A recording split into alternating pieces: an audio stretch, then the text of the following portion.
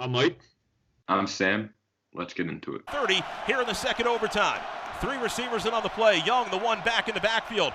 Ragland rolling to his right, looking left, pocket collapsing. They get to him, and he goes down to the 20-yard line. Somehow flips the ball over to Young. Young cuts back inside the 10. He's tackled at the 3, and Army wins the game! Welcome to episode 27. So in today's episode, we're going to continue with our predictions of the football divisions, but we're going to do it at the end of the episode like usual. But to start today's episode, we're going to talk about, obviously, sports and coronavirus. Mostly any of the news is talking about right now with sports. So obviously a lot of recent reports have come out of big outbreaks in college football, the NHL, the MLB. So obviously we're going to start talking about college football first. So obviously the biggest one is Clemson. They had 28 players and a total of 28 staff test positive. And this is coming after the Clemson football team had a Black Lives Matter protest. So obviously they're all out in public around other people. So that's where the players got the virus. What are your thoughts on that? Yeah, it's really sad. I mean, we're transitioning into summertime, transitioning into when college football teams and most seasons and most teams in general really start their workout program more in depth, want to get more players and staff into just the stadium in general to prepare for the season. So it's absolutely insane, but not surprising at the same time to see 28 players from Clemson / staff get COVID. I think it's really huge news, though, and I kind of see ESPN and kind of the college football world kind of downplaying this situation. I mean, we saw the entire NBA season halted and delayed for months just because of one player getting COVID. So, I mean, we see one of the major just organizations, major programs in the entire nation, a team that has been to the college football playoffs very consistently over the past 5 years, again, have this huge COVID outbreak. It's not like some smaller program is getting this COVID outbreak. Again, it's a team that is on the national scale in terms of just prestige and how good their football program is going to be this upcoming season and for seasons to come. So, I mean, it's absolutely huge news. Like I said, the Rudy Gobert news, I just kind of take that and translate it into the college football world of this amount of players getting it. I think it's worse than people are kind of making it out to be. Yeah, I mean, since it's college football, they're not getting paid. They're their whole livelihood is playing football, and because if they're good at football, they'll get drafted in the NFL. So if you get sidelined by coronavirus, that's going to hurt you so much because other players are going to get better around you, and they're going to be able to get higher draft stock. So having these 23 players testing positive, college football has a considerably larger amount of spots on their roster, but still 23 players is a large lump sum of your whole roster. So that's going to hurt your whole team moving forward as a unit. And obviously, I'm going to go into another team. We have LSU. Yeah. So 30 players are in quarantine. Only a couple tested positive, but 30 players are in quarantine. And some of them got infected or have to quarantine because they're at a nightclub. So that also comes as a part that they're college athletes. They're not getting paid, so their livelihood isn't really, I'm going to get $1 million, so I better just stay home and train. Yeah. They're like, we're kids. We can go out. We have our whole lives in front of us. We're not going to get infected. We're the healthiest people on the planet. And you see that they just get infected just like that by going out. It's going to extremely affect college football.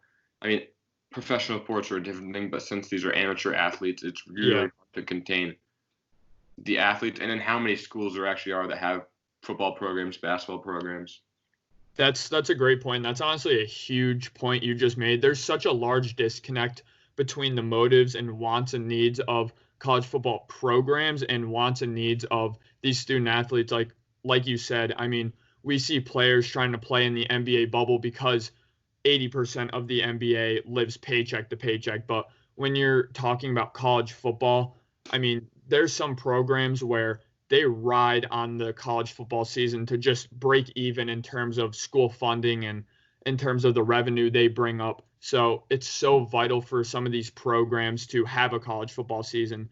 And it's the complete opposite for these athletes. Obviously, a lot of these guys absolutely love football. A lot of these guys really want to get drafted. So it's big in that way. But for a lot of them, it's really not worth it playing a season with a huge risk of COVID, a huge risk of injury because of a lack of training, a lack of preparation. I think that's a major part too, to the point where it's not worth it. These guys aren't getting paid. They're amateur athletes. They have their entire life ahead of them.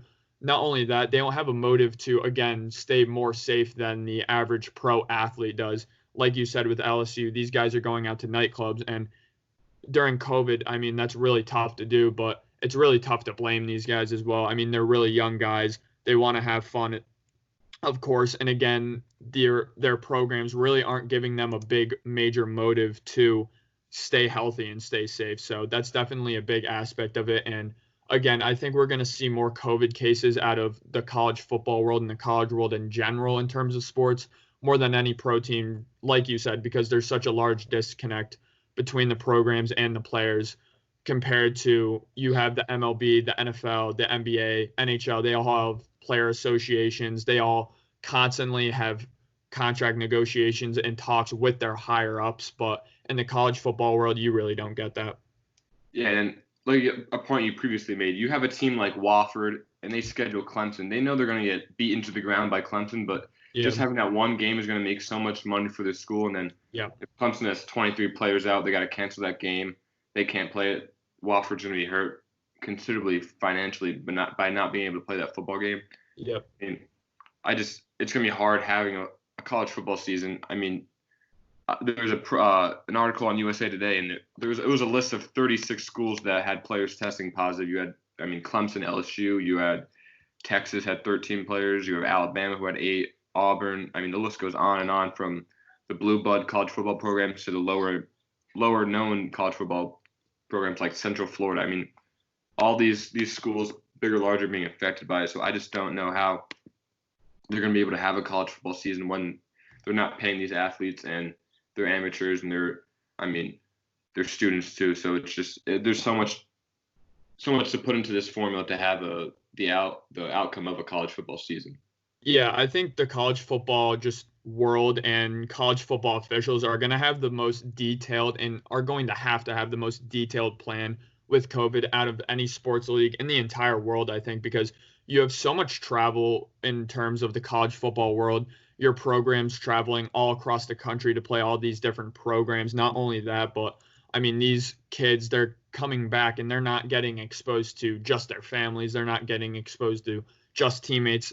In some cases, you have Ohio State, you have the football team coming back to campus and being exposed to 40,000 people. So that's going to be a major aspect of that as well. I really wonder if they're going to have to implement a just constant quarantine kind of mode for a football team in terms of the rest of the campus and the rest of the student body. And that's going to be really tough. I wonder if some certain football players in the college football world, schools like Clemson with a big COVID outbreak, schools like Alabama with a smaller COVID outbreak, are going to have to take only online classes. So not only are they not exposing their student body and their fellow students at their school to other foreign areas which they're at, but to prevent them from getting COVID from their classmates as well. Yeah, and going back to my beloved Ohio State, I think they're doing kind of a poorer job at. They made the athletes sign a waiver to be able to go to practice facilities, but then I think they're just kind of covering themselves up in case one athlete gets it, and then potentially the whole student body if he goes into a dorm room or if he goes out and other students are there. I think these institutions are kind of protecting themselves more than the actual athletes and stuff like that. Yeah, it's really just disappointing to see. Not surprising at all. The college football world and just everything that has to go into it is a bit corrupt. The NCAA in general that really runs all of this, college basketball, really just every college sport, is very corrupt.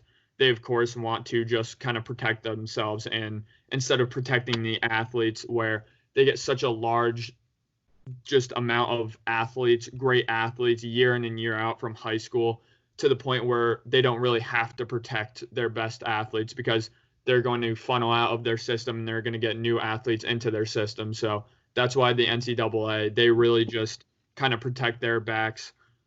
They kind of say to the programs, you scratch our backs, we'll scratch yours, that type of deal. But they really don't have too much empathy for some of the student athletes. So like you said, again, Ohio State, it's a bit surprising for such a major football program. They're going to really lead on how the COVID situation is going to play out for a bunch of other different colleges, certainly some surrounding Ohio colleges that aren't nearly as big as them. But again, they're trying to protect themselves, signing a waiver for the players where they're not liable if they get COVID. There can be no sue cases.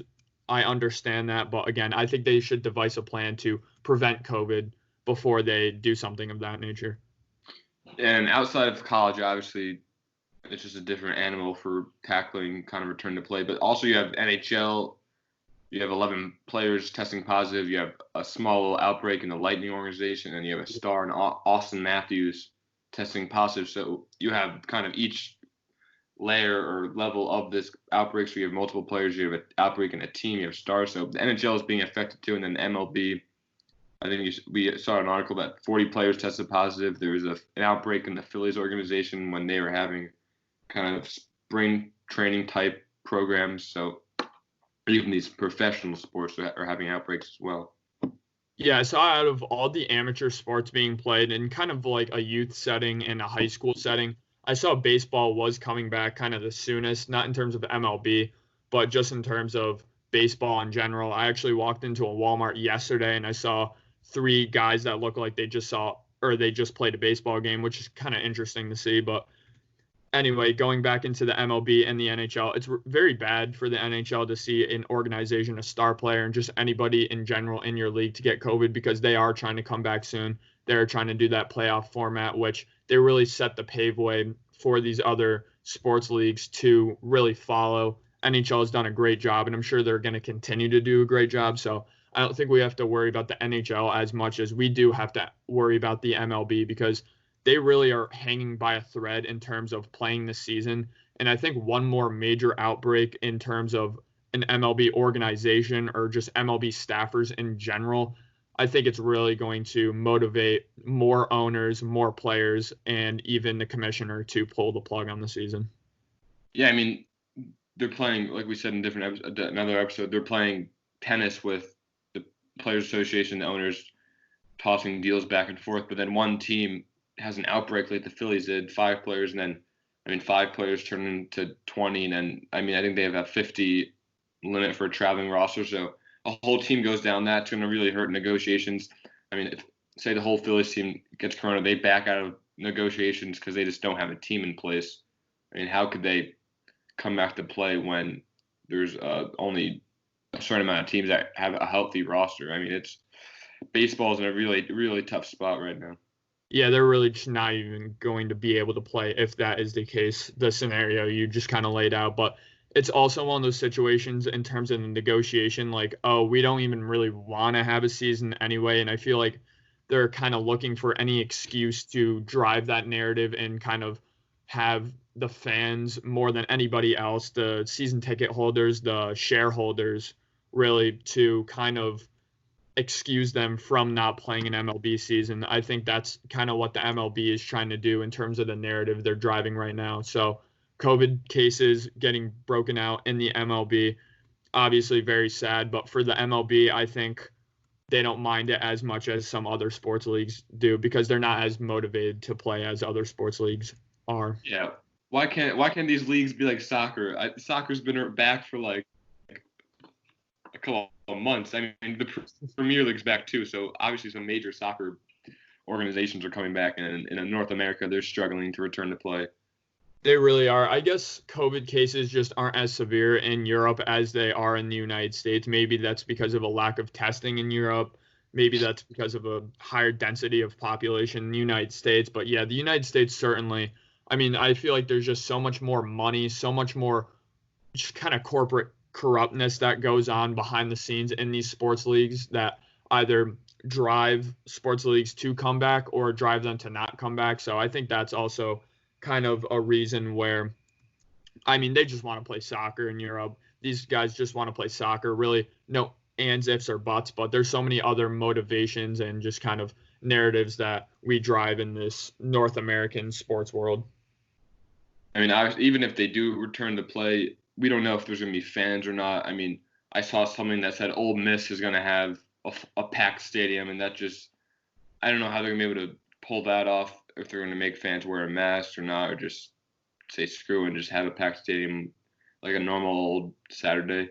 But fans add so much to the kind of the game, the atmosphere. We've been to plenty of games. It just makes it more of an event rather than kind of just a scrimmage if it was an empty stadium.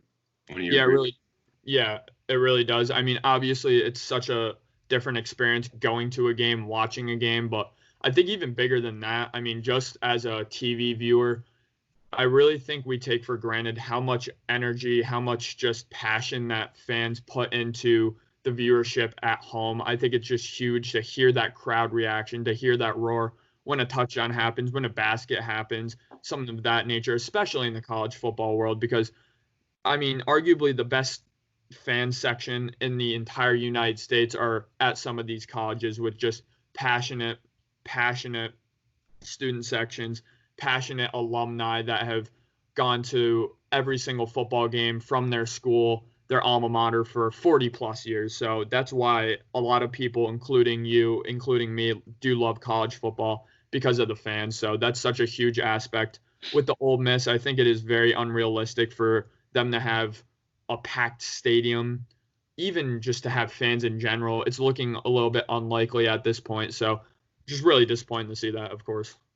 Yeah, I've been extremely grateful to be able to go to Army games, Ole Miss, Ohio State, Clemson. But I mean, the atmosphere. I went to a UCF versus Cincinnati game, and that's a group of 5, not even a Power 5 school. And I mean, I can hear the stadium from half a mile away. It was that loud. I can hear the people stomping on the bleachers. I mean, not having that in a football game is really gonna kind of mess with some of the players. Kind of get in the mode, get ready for a football game by feeding off the crowd.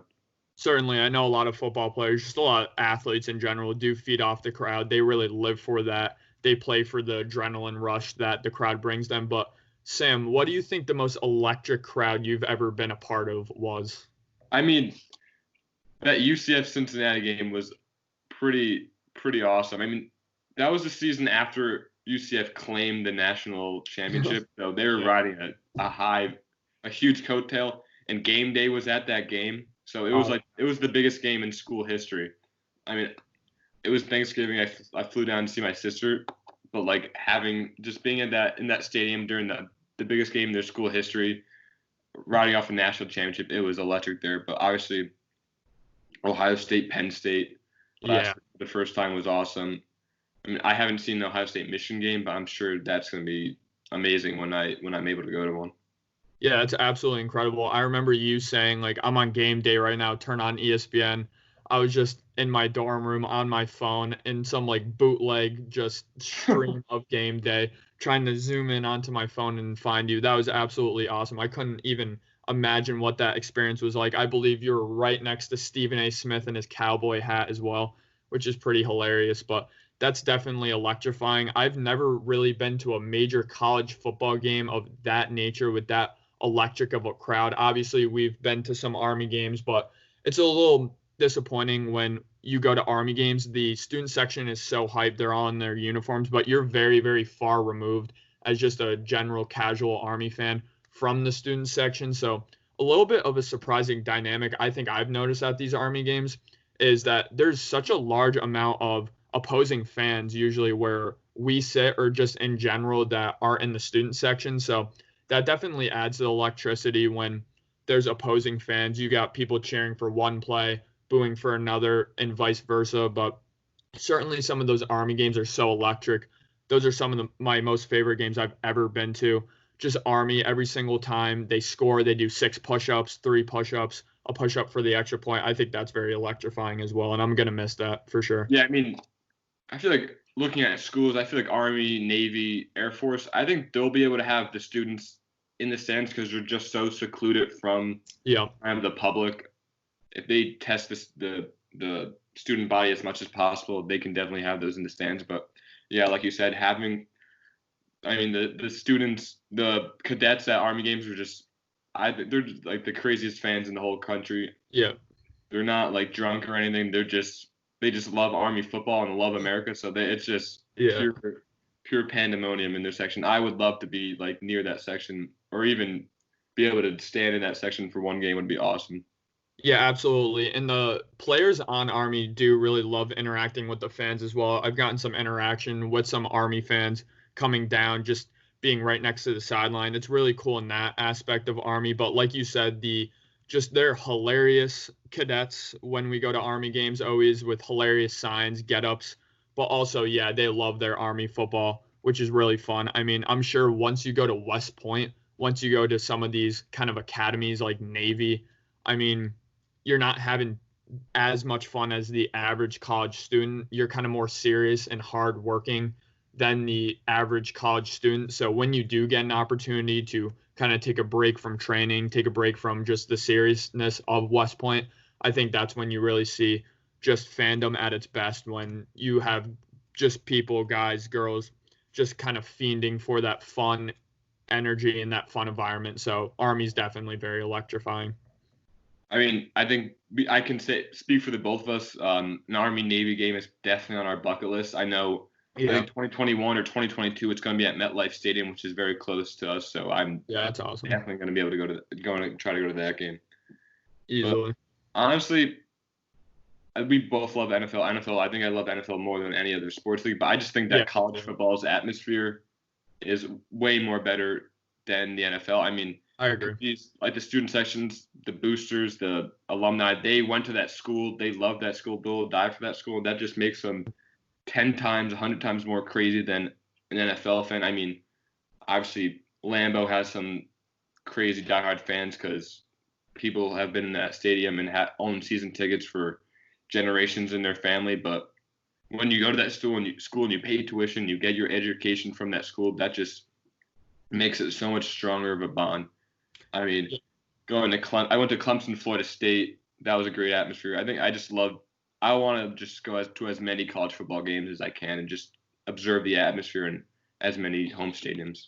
Yeah, it's so electrifying. As big of a fan base and just a pool of people that the NFL does attract, I do think college football, even high school football, you can argue, because of all the factors you've gotten into, plus it's just where they live. They have pride of what county, what city, what state they come from. So when, especially, you're in Arlington, you're watching your football team play there, or you're in Ohio State country and you're watching your football team play there, I think people just have a deeper emotional and just passionate connection to a football team or a program or a school. Not only, of course, as we've gotten into, they spent their hard-earned time and money into, they had some of the best years of their life into, but also, again, just because of that geography reason of them living in that area. But getting into the NFL a little bit, obviously some crazy fans in the NFL, some very passionate fans in the NFL.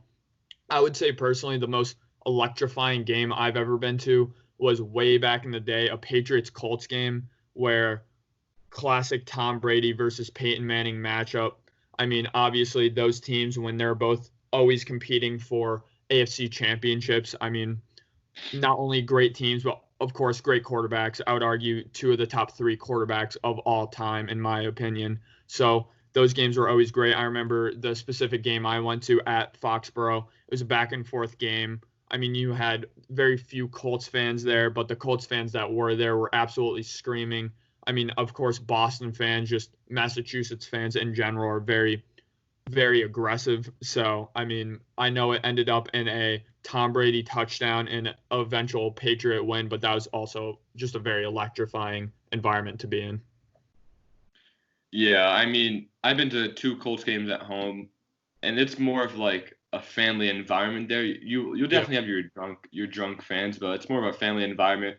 I mean, they have the Peyton rule where everybody's quiet when the team's on offense. They don't make you can hear a pin drop when the Colts are on offense, but once the Colts are on defense and the opponent's on offense, the stadium is bumping.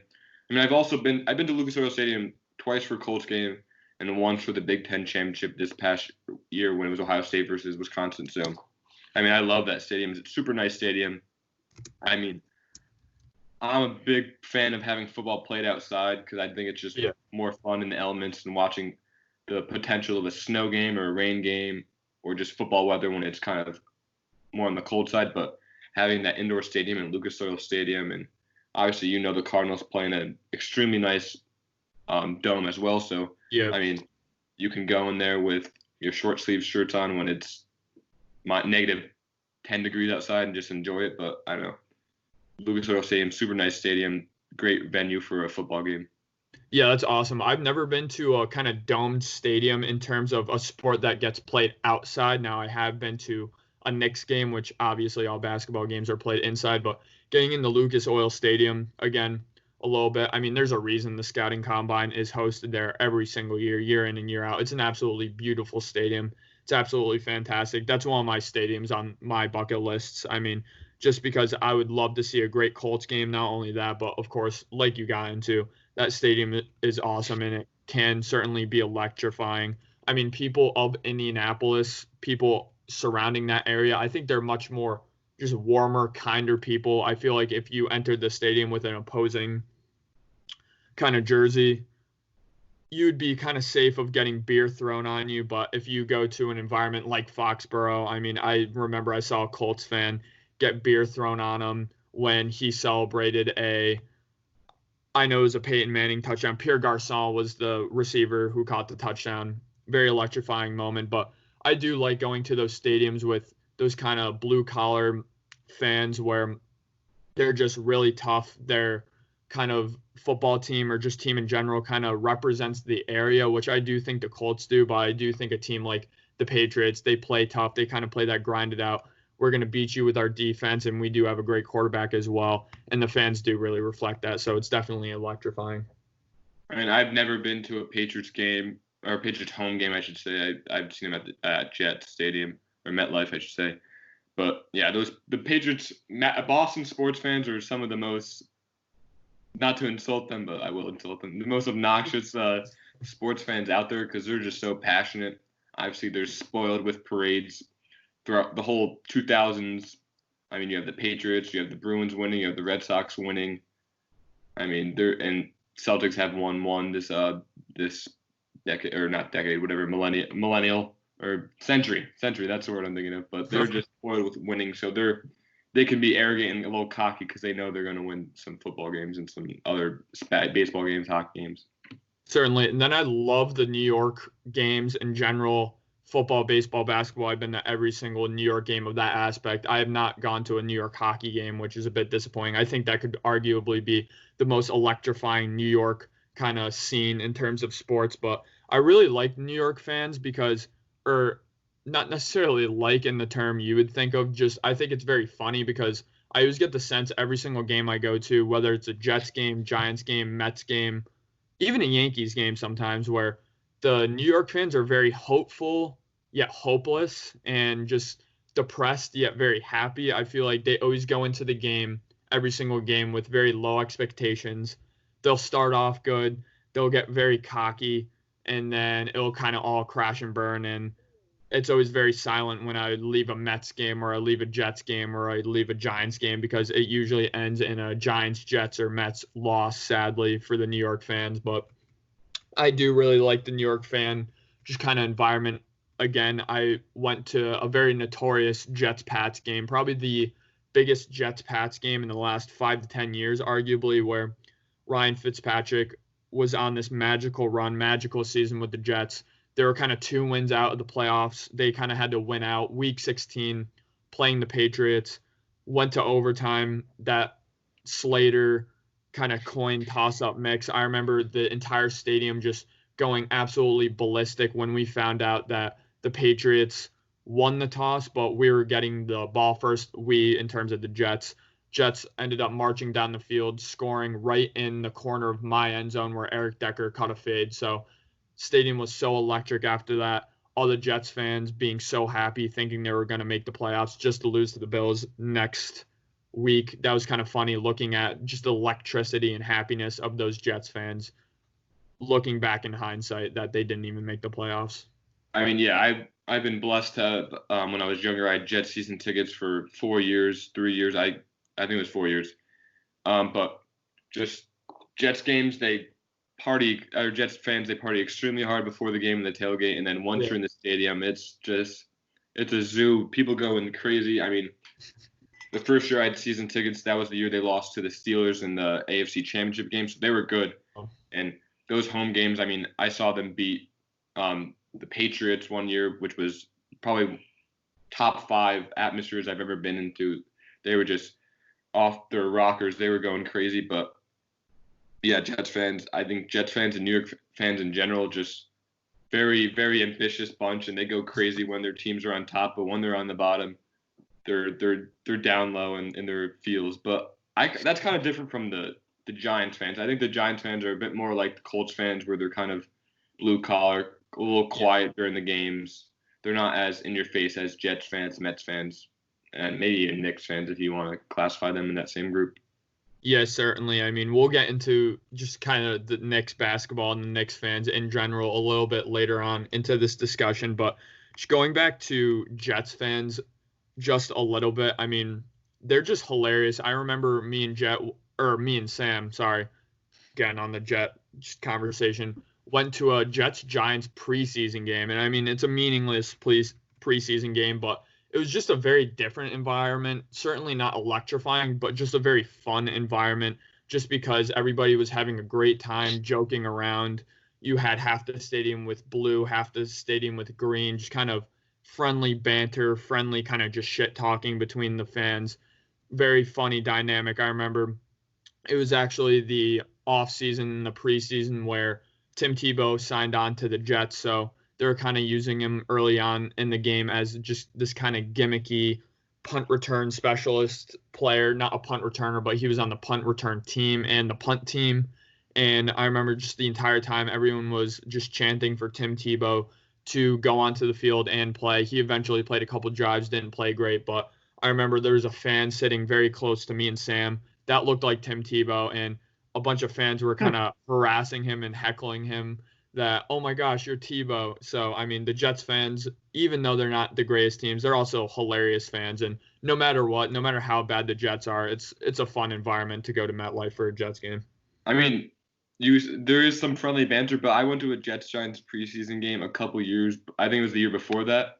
And, I mean, there was a brawl in the parking lot after the game. Me and my dad just walked up to her and watched these 20-year-olds just brawl out for a preseason game, not even like a playoff contention game. I mean, they were just brawling for no reason, just for the fun of it. And that just shows New York fans. And just a quick story. Yeah, that's hilarious. I love it. And then getting into Knicks fans, I mean, that's one of the most depressing kind of fan bases in the entire sports world, really, because you're playing at one of the most notorious, if not the most notorious stadium in the United States, in the entire world, in Madison Square Garden. So many great boxing fights have happened there over the years. So many great NHL finals, so many just great sports events, historic sports events in general. Then you kind of have this run-of-the-mill, just below average basketball team that takes up the majority of the time and just share that Madison Square Garden kind of has to display. Again, Knicks fans are very just anxious fans, just really want this team to win, and they really deserve the fans of the Knicks to have a winning product. But obviously James Dolan and company just have not had that come to fruition. But getting into a Knicks game a little bit, the only Knicks game I've ever been to was with Sam. We went to a Knicks Raptors game. This was actually when Jeremy Lin was on the team and kind of doing his stuff. Me and Sam's luck, Jeremy Lin didn't play that game, but I remember Carmelo Anthony had a great game. We had a gem at the end of the game where Steve Novak shot almost at the logo and made it, and me and Sam went nuts. So I love seeing those kind of role players just play. That's a big aspect of basketball I love, is just seeing those role players just play great. Not only that, but just seeing the great stars play great. So seeing Carmelo Anthony in his prime, his last few good years was really special as well. Yeah, I mean, we got really lucky with those Knicks games we went to, because that was kind of the small little chapter in the recent New York Knicks history when they actually were good and they made some playoff runs. I mean, we both love Novak. We kind of love those underdog players like Novak, Luke Babbitt. We love those guys. But yeah, we went to the game. Jeremy Lin doesn't play. I mean, this happened to me too when I went to I drove all the way out to Indianapolis. I bought these tickets like 2 years in advance, and Peyton Manning does not play. It's just that freak neck surgery, and I mean, I watched Curtis Painter instead. Luckily, I saw rookie Cam Newton play, kind of saved the day a little bit. But yeah, my luck is not being able to see star players play from time to time. Yeah, I guess Curtis Painter is slightly better than seeing Dan Orlowski play. I mean, if you want to tank, you see Dan Orlowski play. Obviously, very notoriously part of that 0-16 Detroit Lions season, but also people forget that he was a part of the very infamously bad Colts season as well. So it's kind of funny that that was the quarterback Dan Orlowski was. Goes on to be this big media guy for ESPN, where he grew up in really the town over from me and Sam in Shellen, ended up going to our state university in Connecticut. So one of the most successful players just kind of coming out of our area, but kind of funny that you saw him on the sideline, didn't see him play, but it's kind of funny that you kind of saw that scenario play out as well. I mean, recently I went to another Colts game where they retired Peyton's statue, which was awesome to witness too. And then they had, I think it was Colts versus 49ers and Brian Hoyer versus Jacoby Brissett, and luckily the Colts won that game. I mean, me seeing the Colts live in person, their Colts are 1-3, so I don't have a lot of luck watching them live. I mean, we saw a Colts game together where the Colts played, kind of dominated a lot of the football game, but just lost because of terrible turnovers and just terrible mistakes. Yeah, that's another aspect I really love of just seeing outdoor football as well. I know you didn't really allude to this, but just when you go to a game and it's snowing, it's hailing, it's pouring, it's like a hurricane outside, you feel like one of the players, you feel like you legitimately contribute to the win for staying the entirety of the game, toughing it out, being in the element. So that's an aspect I do love about going to football games as well. I'm certainly going to miss that about just the sports world in general. I went to a Cardinals-Giants game this year, and it was an absolute hurricane the entire game. And me staying from just opening just the first quarter to just the last play of the game was very special as well. I mean, all the Giants fans left with 2 minutes to go, and I was really one of the only people in the stadium left by the time the team won. Kind of got up and personal with some of the teammates, some of the players on the Cardinals and the Giants as well. So that's another aspect of going to football games, specifically outdoors, that's very special as well. Yeah, I mean, when it starts raining or some bad weather, it's a blowout, people start to leave, and you get to go to the front and kind of be up close and personal with some of the players, which is kind of an unforgettable moment. Yeah, that's an aspect about just going to games in general too, where don't get discouraged if you initially go in with nosebleeds, even though I do personally love nosebleed seats. There's always an opportunity either before the game, after the game, or somewhere in between while the game's going on to go really to the best seats in the stadium and kind of get up and personal.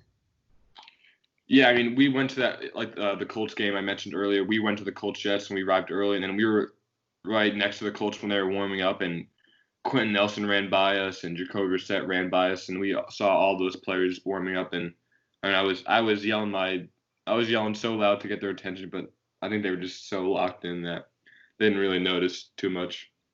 Yeah, it's very interesting. I mean, I played high school football a little bit.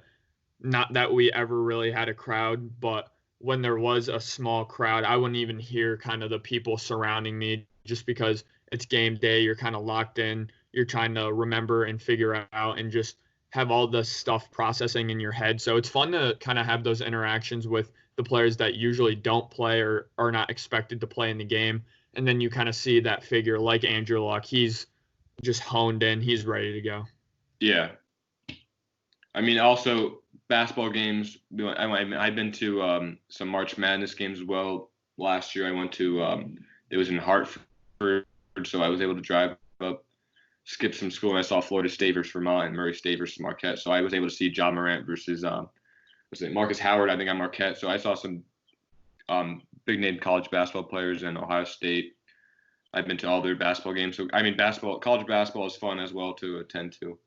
Yeah, certainly. I've been to, I believe, a couple college basketball games, always UConn games. Those are very fun environments. I've never seen anybody of note kind of play in those college basketball games, but those are always so close. And obviously the student section there, you're indoors. It's even louder in an indoor stadium. So that's a very special environment as well. So moving on to our next topic, we went on a little bit of a tangent with our the games we've been to and kind of sports in general. So Continuing the trend of the last couple episodes, we're going to break down a division for this upcoming 2020 season. So in today's episode, we're going to do the AFC South. So obviously we have the Colts, Titans, Texans, Jaguars, and you want to tell them what divisions they'll be playing this year? Yeah, so mainly they're going to be playing the AFC South, that is. They're going to play the NFC North, led by the Packers, of course. And they're going to play the AFC North, led by, obviously, the Ravens. You have some other good divisions in there. We just talked about them last episode. You got the Browns, the Steelers, etc. So kind of going into first to last in terms of where they standed. I mean, you have the Texans. They're coming off of a 10-6 record. They did win the division. A lot of people forget. I think a lot of people think the Titans won the division. Texans did end up winning the division with one win over the Titans. I mean, and really just a headline of the offseason, not only for the Texans, but really the entire football league, was just the deterioration of the relationship between Bill O'Brien and DeAndre Hopkins, which really resulted in DeAndre Hopkins ended up getting traded to the Arizona Cardinals along with a fourth rounder, essentially for a second round pick and running back David Johnson. I mean, they added Brandon Cooks and Randall Cobb to the roster at the wide receiver position, but really other than that, didn't really add anyone else of note. I mean, along with losing DeAndre Hopkins, they lost running backs Carlos Hyde and Lamar Miller. They lost longtime cornerback on the team, pretty old now, Jonathan Joseph. They did lose D tackle DJ Reader, who I got into with the Bengals kind of preview. And they did not have a first-round pick, and they didn't really select anyone of noteworthy. They did have a wide receiver that I did like out of Rhode Island that they drafted, a corner from Penn State, but really just everybody's grading this offseason for the Texans a D and F, but I would like to get your thoughts on that first. Yeah, I think we're going to see a considerable downgrade for the Texans this year. I mean, Bill O'Brien, I don't know why, but he's just trying his hardest to hurt this team as much as possible, trading away DeAndre Hopkins, who arguably is we both had him in our top 5 wide receivers in the league, just trading him for less than some quarters on the dollar. I mean, they trade him for nothing. Brandon Cooks, who he was good a couple of years ago, but I mean, he hasn't been as productive as he once was. I think it's going to take a lot for Deshaun Watson to kind of pull this team out of the gutters and be able to push them towards the playoffs. I don't think they'll be able to make the playoffs, but we'll see what's going to happen with them. Yeah, it's going to be very interesting. I'm actually slightly higher on the Texans than everybody else are right now. They're very flying under the radar for the wrong reasons, really, just because everybody kind of has given up on their season already. But, I mean, when you have Deshaun Watson, a top 5 quarterback in the NFL, according to me and Sam and a lot of people, you're going to have a chance. And Deshaun Watson really is just a superstar player. He's kind of like Superman when he is on the football field, holds on to the ball a little bit too long sometimes for that reason, tries to do a little bit too much on the field in terms of that for that reason. I think his injury risk really has increased, not because their offensive line got worse, but just because they don't have that superstar weapon like DeAndre Hopkins. You're going to see him holding onto the ball even longer, I believe, to try to find guys open. But, I mean, to replace DeAndre Hopkins, again, a top 5 wide receiver with 2 pretty solid slot cornerbacks at this point, I think it's less of a downgrade than people kind of realize. Obviously, DeAndre Hopkins, I think, is greater than the sum of Brandon Cooks and Randall Cobb. But, again, I think that Deshaun Watson might be a quarterback who's going to benefit from not having a superstar talent at the wide receiver position, just because they still have guys like Will Fuller who could stretch the field, guys like Brandon Cooks and Randall Cobb who have proven to be able to get separation and get open in terms of just their production in the NFL. So I'm a little less low on this team than I think other people are, than you are, certainly. I still do think they're in the playoff hunt. I do like their playoff chances more than a team like the Colts, who do have a better roster than the Texans, but I'll get into the Colts a little bit later, and certainly better playoff chances than the Jaguars. So I certainly think this is a division, again, year after year. It's usually a division where, surprisingly, 2 teams will come out of it. As of recently, I know it was very bad for a little period of time, but I do think 2 teams can come out of this division. I do think the Texans could be one of those teams. I mean, I don't know. I just the Texans. They've won the division a couple of years in a row. They've been at the top of the division, but they still struggle against the Colts for some reason. No matter how bad the Colts roster is, they still struggle. So even if people are a little higher, like you're a little higher on them, they can still drop games that they should be able to beat, like against the Colts. I mean, I'm a Colts fan, but their rosters are pretty. They're not Colts haven't. I mean, there's still holes in the Colts roster. So I mean, the game that they can beat against Colts might be a little bit of a downfall. Yeah, I mean, they're Deshaun Watson injury away from being arguably the worst team in the NFL. That's how reliant they are on their quarterback, Deshaun Watson. But again, I do think he's so good to the point where you saw out of Carson Wentz last year, no weapons, really just a depleted roster. Not only that, but an injury-riddled season for the Eagles. You still saw him be able to muster out a 9-7 record, which in this division has been able to get a wild card spot. In this division has been able to win the division even with a 9-7 record. So if they could squeeze something out like that, it's going to be a struggle for the Texans all season. Every game is going to be close. Every game is going to be high scoring. But again, if they can muster out a solid 9 wins, which I believe they can, I do think they could make the playoffs. So if I had to bet on it right now, I would bet on the Texans making the playoffs just because Deshaun Watson is their quarterback. He's proven year in and year out to be a guy that can carry his team to the playoffs. So not the best bet to make, certainly betting the Texans on making the playoffs. I know a lot of people have them not making the playoffs this season, but I do think they're a little underrated going into the season just because of their quarterback. Yeah. I mean, then going into the Jags, I think we're going to say the Colts and Titans for later, but going into the Jags, I think they're going to be probably one of the worst teams in the league, if not the worst team in the league. I think this year is more on focusing on developing kind of their younger players with Gardner Minshew and DJ Chark and all the other young players on their roster. I think they kind of also need to blow up some spots and really try to get ready to prepare to build through this draft. I mean, even if they might be the worst in the league, they could focus on getting Trevor Lawrence at quarterback if they really want to do so and move on from Gardner. I think this is a year to kind of focus on Gardner, see how good he really is and if he has the franchise potential.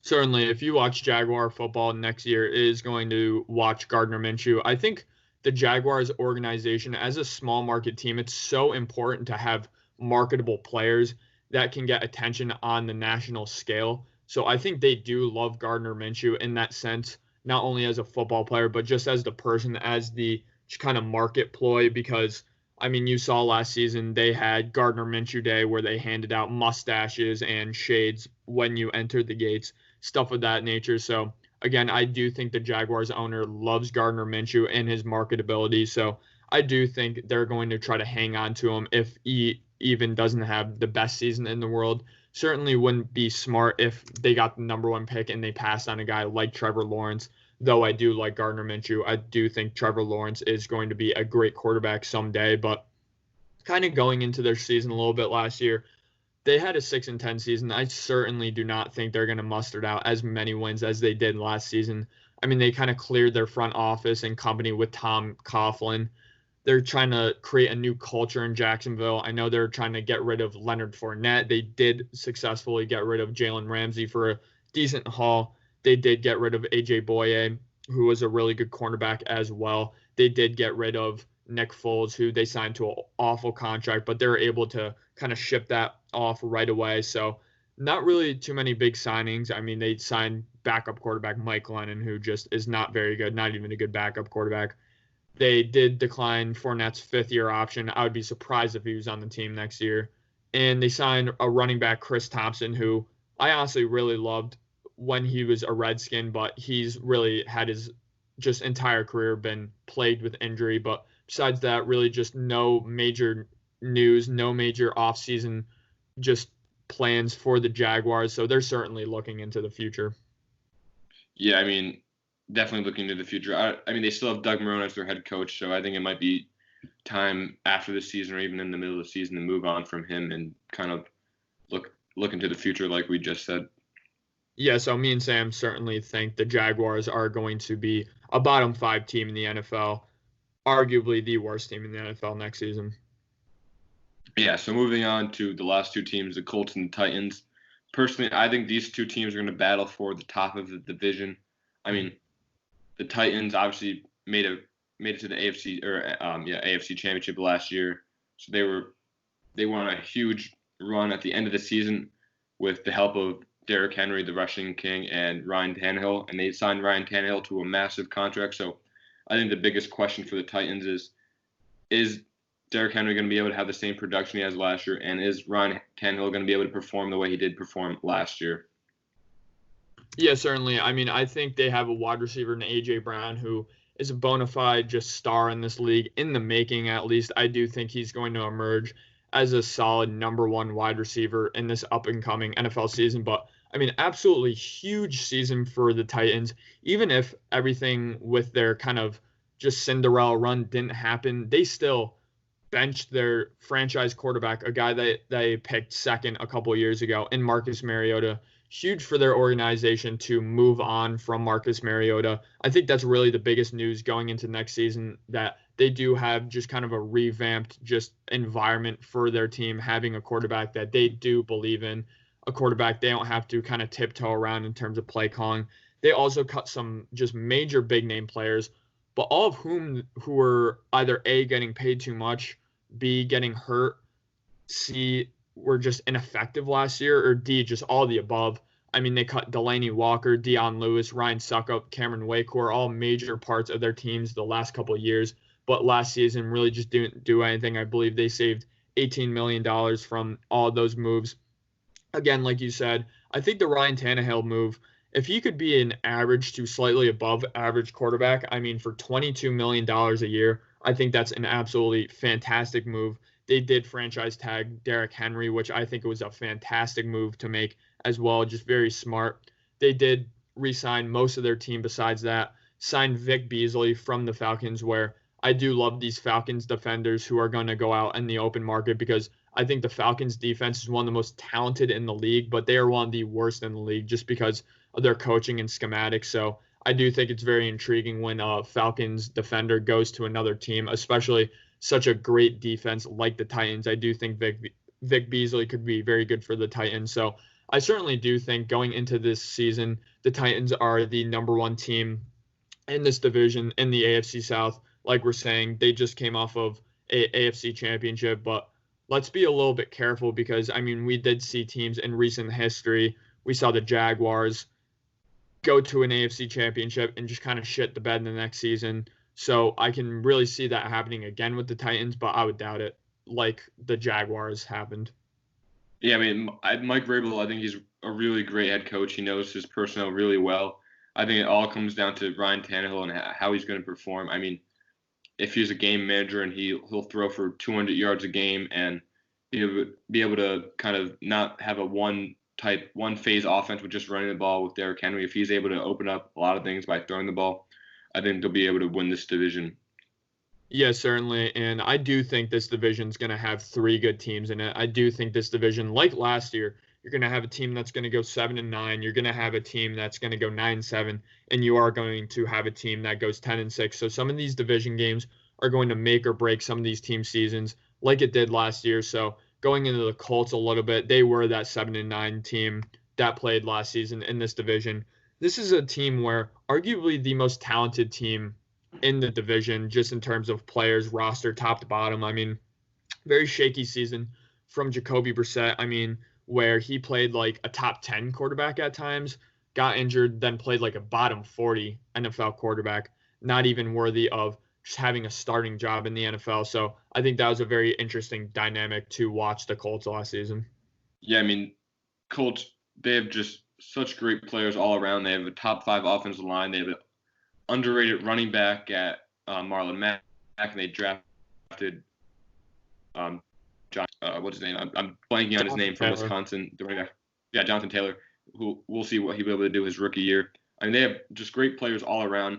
It all just comes down to if Philip Rivers is going to be able to perform, because with Jacoby Brissett last year before he got hurt, they were at the top of this division.